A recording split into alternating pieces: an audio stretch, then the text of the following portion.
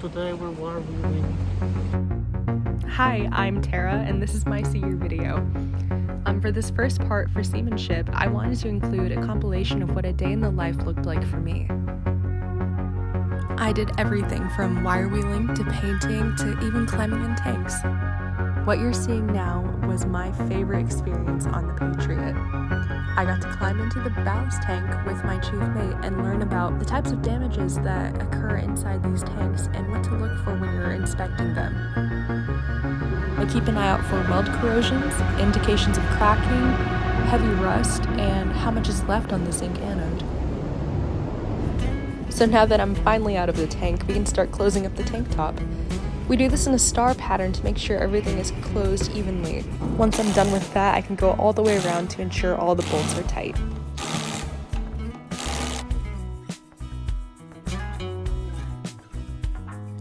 At this point, I'm already starting to feel like a third mate.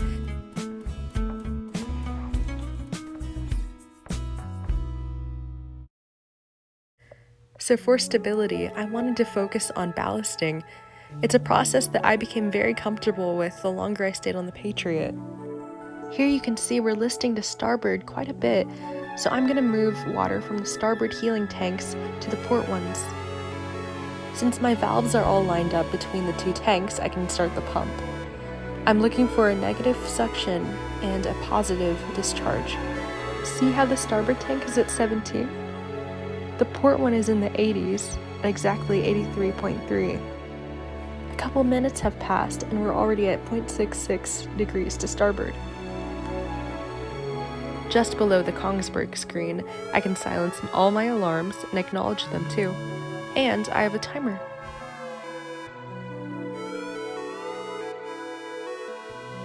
We are right there, so I'm gonna go ahead and stop the pump and close all the valves I've opened. And now we're done. Welcome alongside the All-Star USNS Guadalupe!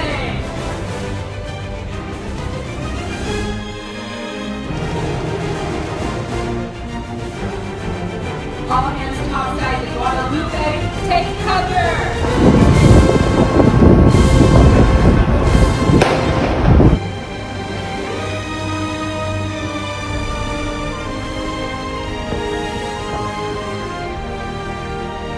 It is day 54 on the Guadalupe and suffered a serious casualty.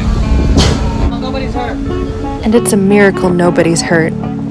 While coming up on the hose, it became too blocked when it reached the top of the king post. There was so much tension on either side that the wire snapped and caused the entire hose to come down with it. On the bright side, that wire needed to be replaced soon anyway, and I got to see how a wire is replaced. You didn't think that tiny line was going to lift the whole hose, did you? Here they're attaching the wire to the line so we can thread it through the yo-yo and essentially bring the hose back up.